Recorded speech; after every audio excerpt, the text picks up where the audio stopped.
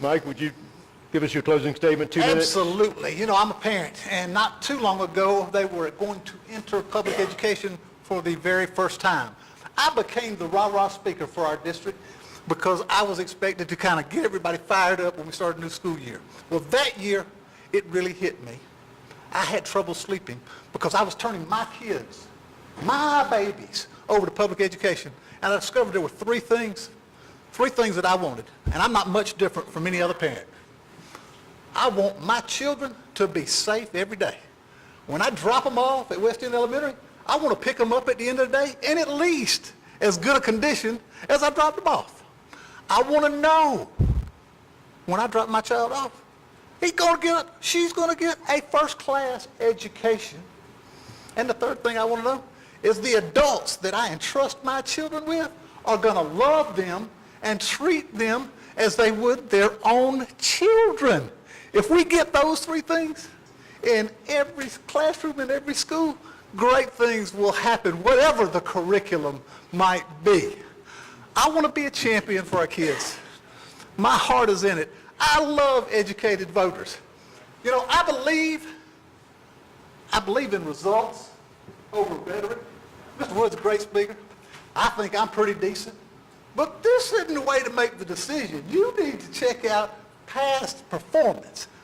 The single best predictor of future success is past performance.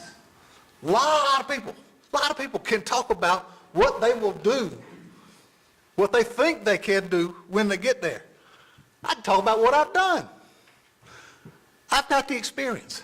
I'm the only candidate in the race that can hit the door day one. Imagine how easy it would be for me, the transition planning. I will use the lessons I've learned, and I've learned a lot in 3.5 years. I was naive when I got to the Department of Education about how important those bridges were between superintendent, board, legislature, and governor. I've learned those lessons. I can hit the ground running day one. Thank you. Richard? Again, I thank each of you for coming out today and spending the time, to become informed. And again, I encourage you to continue the process. But as your next state school superintendent, there are certain realities that we have to live with. And again, I try to address that with my platform. First of all, we have to be focused on the kids. At the end of the day, if we fail them, we have failed education in general. And so we need to look at whatever decision we make, is it having a positive or negative impact on education? And so that's my commitment, as a former classroom teacher and as an administrator, that I will do that and do that with vigor and make sure that we do have that. And that means, expanding their opportunities of choice, giving them, various diploma selection choice. So whether it's technical, vocational, STEM or whatever, or general diploma, that they have that. They receive a good rounded education that gives them opportunity. Because as I've shared, with other groups, I want the Georgia diploma to mean something. Not just something you hang on the wall, but it gives them opportunity to continue their education. It gives them opportunity to be individuals who are, have gainful employment, one day become business leaders and owners across the board, but also to live successfully within our country as well. That we do things that we far as, providing them that foundation. Again, I told you about reading, writing, and arithmetic. That's, something that will be critical. But also teaching them about the greatness of our country. We have to make sure that they understand the exceptionalism of America. That we look at our history, we look at our Constitution, we look at the Founding Fathers, and make sure that is there. Make sure that information also, gives them a strong personal finance, awareness, so they can succeed in the marketplace and know how to balance a budget.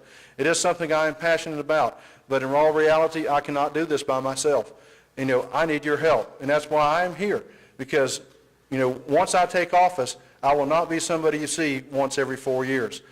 We have to communicate, because as an elected official, I represent you and each and every individual of Georgia.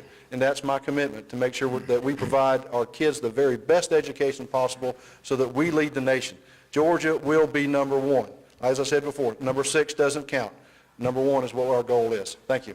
Let's give both of them a round of applause.